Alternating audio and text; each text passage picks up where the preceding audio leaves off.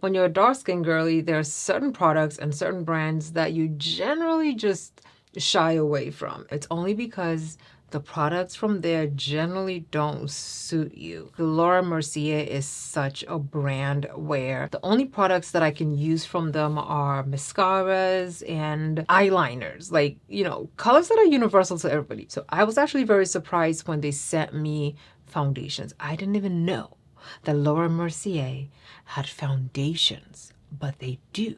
So in today's video, we are going to be taking a look at the brand new Real Flawless Weightless Perfecting Foundation. Yes, I say new because it is new to me. I have two shades here. We're going to swatch them, see what they look like on the skin. I'm really hoping that I can find a match because I don't want to do all of this and the foundation is entirely too light for me. But before we jump into it, make sure your lips are moisturized. If you were new here, my name is Ohemaa. If you are a returning subscriber, hey.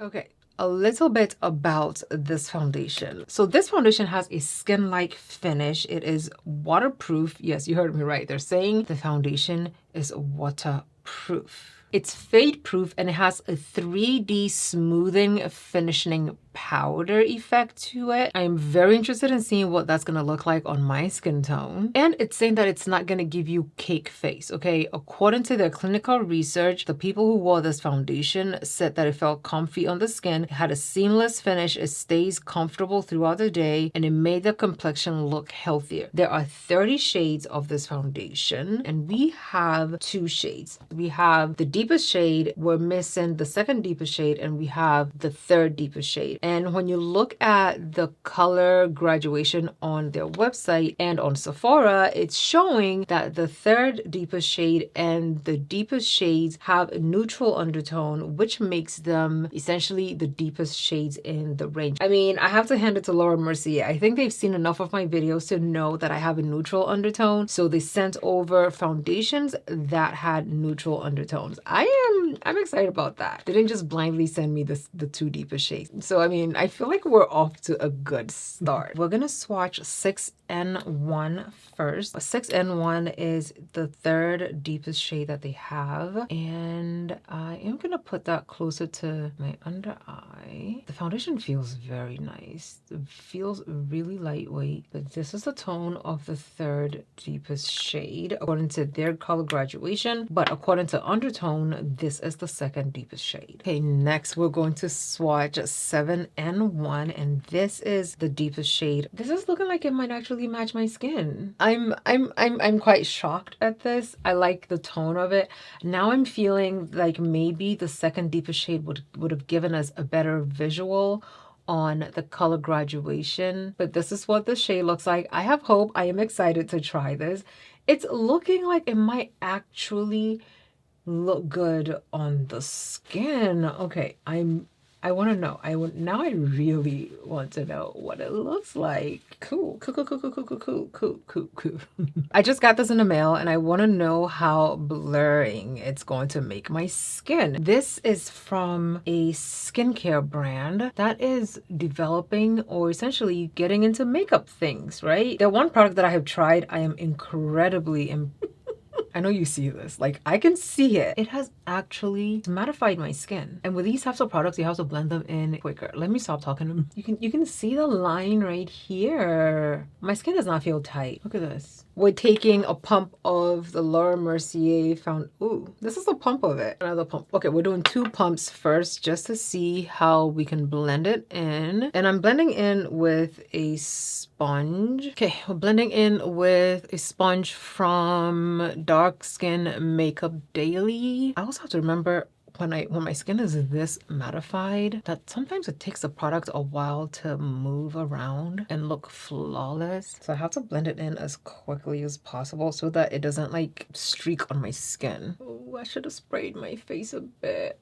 This is too mattifying. My face is so mattified right now. I know I asked for it, but I didn't really know this was gonna happen. I'm gonna go in with the Milk Hydro Grip setting spray just to make it easier for me to blend this foundation into my skin, okay? Because of the nano blur, it's like the foundation did not move. Now, is this a foundation issue or is it a me issue? It has to be a me issue because the foundation didn't move anywhere. Oh, this foundation is a lot deeper than I expected it to be. Like once it's blended in. Okay, this is what that foundation looks like. I've given it a few seconds to settle down and dry in because when you're doing makeup, you have to make sure that each layer of your makeup gets a few seconds or minutes to dry down and settle in so that when you're mixing everything in, it doesn't end up peeling or peeling on you. So yeah, my skin looks good, flawless. The foundation matches my neck really nicely to where I don't feel like I have a mask on. And I know that because of the tone of it, it's actually going to look really, really nice when I put concealer on top of it. This is the Makeup Forever Velvet Skin Concealer. It is a thick girl, okay? So you have to use it according to your level of comfort. After I've blended in this foundation, I have a few thoughts, okay? If you're going to be using this foundation, make sure your primer base is not entirely too matte, because if it is, the foundation will not move as easily on your skin like it did whenever I swatched it and I blended it in.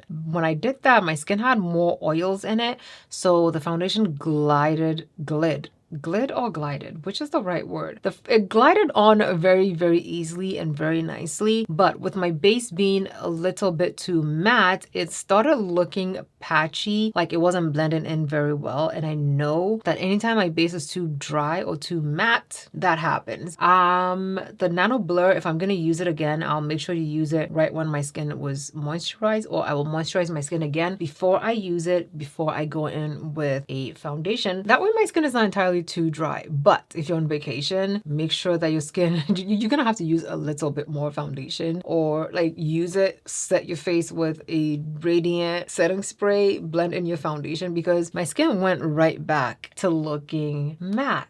And I'm here for it. Before I go in with my Indeed Labs setting spray, which is also a blurring setting spray, which means it's going to be matte, I'm going in with this Milk Makeup Hydro Grip setting spray because this is more on that radiant side, and I feel like it will help me melt everything in before I go in with that mattifying setting spray. Ooh! Okay, this is what it's looking like. Did I overdo it with the setting spray? Maybe. I think this is actually the perfect base to test this Indeed Labs blurring setting powder with. If it's anything like the primer that we just used, it's going to mattify my face, okay? So I'm just gonna protect my shirt. You see this? My skin is sticky. I knew it because whenever I put the primer on, I felt like when I was putting the foundation on it, it was kind of sticky, so it was dry. It dried out my face, but whenever I put something damp on it, it gets sticky. Indeed Lab setting spray definitely mattified my skin a little bit, but it also did not take away all the glow from my skin. Everything is melted in so nicely. My under eyes are looking really nice. This is my finished look using the Weightless Perfecting Foundation.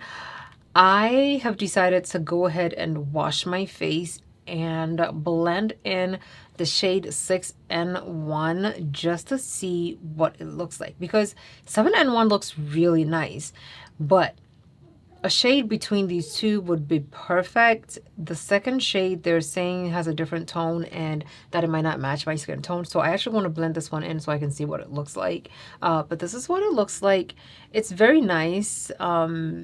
Matches my skin tone. Like, I don't feel like my face is completely different tone, like even compared to my hand. I'm here for it, but I still want to see what the 6N1 looks like on the skin. If you use me as your shade reference, give me a second. I'm gonna do the same thing. The Nano Blur from earlier, it's perfectly blended into my skincare without it like peeling on me. Actually, let's do 2 pumps of 6N1 and see what 6N1 will look like. 6N1 is looking very light on my skin. So I feel like that first shade oxidized a whole lot, and that's what I was looking at. I'm gonna give it a few seconds to dry down. The primer definitely gets sticky when you put foundation on it because it's like grabbing on, look at this. It's grabbing onto the sponge very well. Okay, so this is 6N1. This is the second deepest shade that they sent over. Now, what I was thinking about was blending in the 2 deepest shades. So, well, the 2 shades I have. So I'm putting a pump of 6N1, a pump of 7N1, and I'm gonna mix these 2 together. This, I think, will give me my perfect shade. The tone of it has definitely changed a bit, but compared to 6N1 by itself, 6N1 is not bad at all. Okay, I'm gonna go through the routine. This is the base. This is the base. So that is it for me showing you the Laura Mercier foundation. Let me know down below in the comments if you've tried it. Did you know about it? Which shade do you think should be my foundation shade? Which shade are you gonna be picking up? Thank you so much for watching. Love you lots, and I'll see you in my next video. Bye.